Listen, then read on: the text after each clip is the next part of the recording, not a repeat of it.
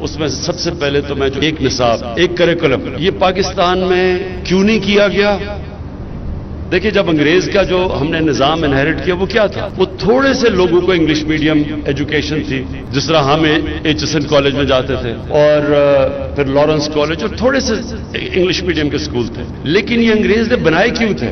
اگر آپ لارڈ میکالے کی وہ اسٹیٹمنٹ میرے خیال میں آج سے 150 سال پہلے جو اس نے کہا تھا، جس نے یہ تعلیم کا نظام لے کے آیا تھا، وہ کہتا تھا کہ ہم ایک کلاس بنانا چاہتے ہیں ہندوستان میں، ایک وہ کلاس جو اس کا رنگ تو ہو تو ہندوستانی، لیکن وہ ہماری طرح سوچے، اس کے سارے ایٹیٹیوڈ ہمارے ہوں، اور اس کے ذریعے ہم اتنے بڑے صغیر کے اوپر حکومت کریں. تو وہ جن کو براؤن صاحب کہتے ہیں، وہ بنائے انہوں نے ایک خاص تعلیمی نظام سے. ہم جب ایچ ایس این کالج سے نکلے، جب میں انگلینڈ گیا ایچ ایس این کالج کے بعد، تو مجھے ایسے لگا کہ مجھے ایک انگلش پبلک اسکول بوائے بنایا گیا ہے، پاکستانی نہیں بنایا گیا. میرے اپنے کلچر سے بھی دور کیا گیا اس تعلیم کے نظام نے، میرے دین سے بھی دور کیا گیا.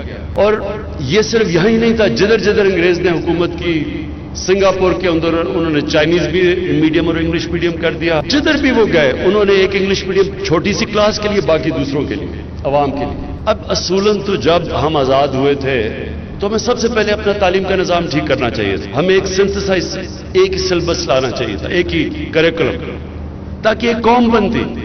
تو اس لیے بجائے انگریز کا جو سسٹم چینج کرتے، ہم نے اس کو اور بڑا کر دیا. تھوڑے سے انگلش میڈیم اسکول تھے، اور زیادہ بڑے بن گئے. سب سے آسان، آج اگر آپ نے پیسہ بنانا ہے، ایک انگلش میڈیم کا کوئی نام رکھ دے، آکسفورڈ، کیمبرج وغیرہ، اس کا اسکول کر کے اچھا ایک انگلش میڈیم اسکول بنا دے، آرام سے آپ پیسے بنا سکتے ہیں. انگلش میڈیم بھی اس طرح تعلیم ایوالو ہوئی کہ وہ تعلیم کے اوپر کم زور تھا، دیسی ولایتی بنانے کا زیادہ زور تھا. طور طریقے سارے وہ لے لیے، ایٹیٹیوڈز وہ لے لی، ذہنی غلامی لے لی دوسرے کلچر کی. جب آپ کسی اور کلچر کی ذہنی غلام بن جاتے ہیں تو آپ اچھے غلام بن سکتے ہیں، آپ بڑا کام نہیں کر سکتے. غلام صرف اچھا غلام بن سکتا ہے. پہلا سوال عمران خان صاحب، مذکورہ انگریزی سازشی تعلیم کا تسلسل جاری ہے یا نہیں؟ تعلیم وہی چل رہی ہے جس کو آپ سازشی کہہ رہے ہیں، جس نے آپ پر اتنا گندا اثر ڈالا کہ آپ خود کہہ رہے ہیں نہ میں پاکستانی رہا اور نہ میں مسلمان رہا. یہ وزیر اعظم صاحب فرما رہے ہیں. تو ہم یہ پوچھتے ہیں کہ وہی جو تعلیم سازشی آپ بتا رہے ہیں کہ اتنا گہری سازشی تعلیم کہ نہ پاکستانی چھوڑتی ہے اور نہ مسلمان چھوڑتی ہے، ہم پوچھتے ہیں اس تعلیم کا تسلسل جاری ہے یا نہیں؟ وہ تسلیم چل رہی ہے، وہ تعلیم چل رہی ہے یا نہیں؟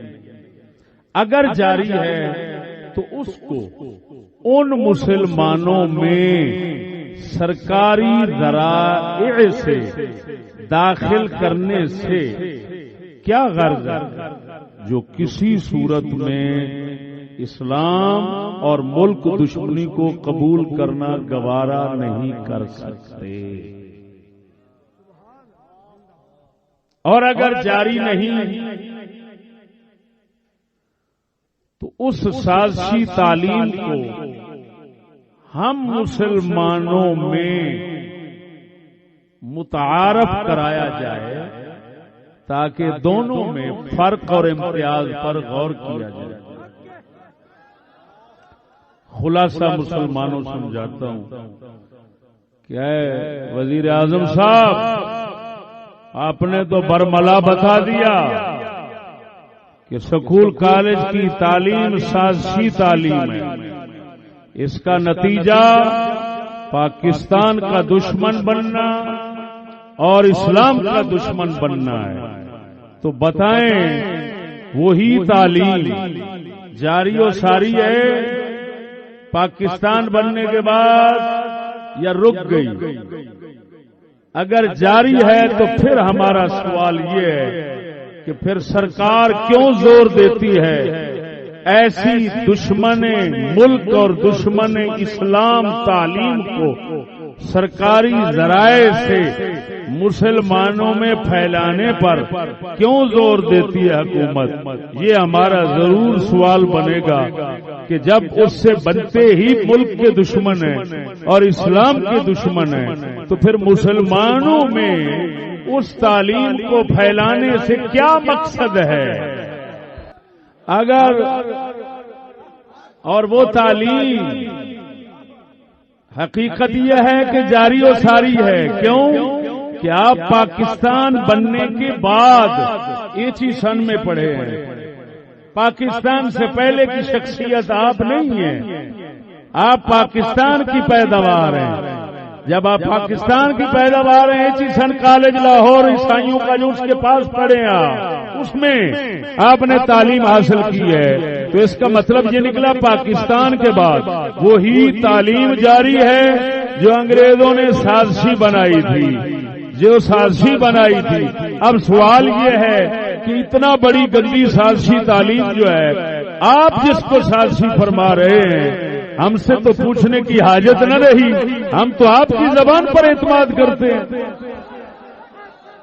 آپ ہمارے وزیر اعظم ہیں، کوئی اور بات سچی ہو نہ ہو لیکن یہ آپ کی بات ضرور سچی ہے، ہم یقین رکھتے ہیں، ہم پورے وثوق سے کہتے ہیں آپ نے سچ کہا ہے۔ اب اگلا ہمارا بھی تو سوال کرنے کا حق ہے، بتائیں ایسی تعلیم کو مسلمانوں میں پھیلانے اور زور سے، دباؤ سے، حربوں سے، لالچوں سے، زبردستی سے، ہر طریقے سے مسلمانوں میں پھیلانے اور مسلمانوں کے اندر اس کو چلانے زور جو دیا جا رہا ہے، اس زور دینے سے کیا مقصد ہے؟ اس کا مطلب ہے پھر آپ ہم کو بھی اپنے ساتھ پاکستان اور اسلام کا دشمن دیکھنا چاہتے ہیں۔ دوسری شق اس سوال کی اگرچہ ضرورت نہیں رکھتی تھی لیکن پھر بھی اتمام سوال کے لیے عرض کرتا ہوں کہ اگر اس تعلیم سازشی کا سلسلہ بند ہو گیا تھا تو پھر یعنی وہ جاری ساری نہیں ہے، وہ سلسلہ رک گیا پاکستان بننے کے بعد، اگرچہ حقیقت کے خلاف ہے، لیکن اگر بالفرض مان لیں تو پھر کم از کم اتنا مہربانی تو کریں نا، ہم تائیں وہ تعلیم سازشی انگریز کی متعارف تو کرائیں، ہمیں بتائے تو صحیح کہ وہ سازشی تعلیم وہ تھی، تاکہ ہم غور کریں کہ یہ جو مروجہ تعلیم ہے یہ اور وہ تعلیم، ان دونوں میں کس حد تک فرق ہے، امتیاز ہے۔ اگر ہمیں ان میں فرق امتیاز معلوم ہو گیا، آپ نے ثابت کر دیا کہ دونوں تعلیموں میں ضرور فرق ہے، تو پھر ہم بسم اللہ اس تعلیم کو اپنانا اپنا فرض سمجھیں گے، کیونکہ جس کو ہم صحیح سمجھتے ہیں، جس کو ہم اسلام اور اسلام کے مطابق سمجھتے ہیں، وہ تو ممکن ہی نہیں ہے کہ ہم اس کو قبول نہ کریں، اس کو اپنائیں نہیں، اس کو پھیلائیں نہیں۔ ہم کوئی لالچی لوگ تھوڑے ہیں، ہم کوئی تنخواہ کے چکر میں تھوڑے آتے ہیں، ہم تو اللہ تعالیٰ کے فضل سے اللہ کے رسول کی رضامندی کے لیے یہ کام کرتے ہیں، لہذا اللہ رسول کی رضا کے لیے ہمیں جو کچھ بھی کرنا پڑا سب کچھ کریں گے، اور اس تعلیم کو اپنے بچوں میں، اپنے دوستوں میں، اپنے حلقے میں عام کریں گے۔ اگر تم سب فرق ثابت کرو، اگر فرق ثابت نہ کر سکو، ایک ہی چیز ثابت ہو ہے، صرف یہ ہے کہ بھئی اتنا کہا جا سکتا ہے کہ وہ اس وقت ان کی حکومت تھی، اس وقت تمہاری ہے، اگر اتنا فرق ہے تو پھر یہ قبول کرنے سے ہم قاصر ہیں، ہم عاجز ہیں، ہم معذور ہیں، ہمیں معذور رکھیے۔ یہ ملک کا دشمن بننا، اسلام کا دشمن بننا، کسی چکر میں ترقی کا چکر ہو، تنخواہ کا چکر ہو، برادری کا چکر ہو، رشتے کا چکر ہو، ان سارے چکروں پر ہم ہم لعنت بھیجتے ہیں. ہم ایسا ویسا ایمان نہیں رکھتے کہ جناب فلاں فلاں عذر ہے, فلاں بہانہ ہے تو اسلام چھوڑ دو, اسلام کے دشمن بن جاؤ. ہم تو آخری محبوب چیز اپنی دین اور عزت کے بعد جان سمجھتے ہیں. ہم تو اس اسلام کے لیے جان دینا فرض سمجھتے ہیں, پھر چھوڑ کیسے سکتے ہیں؟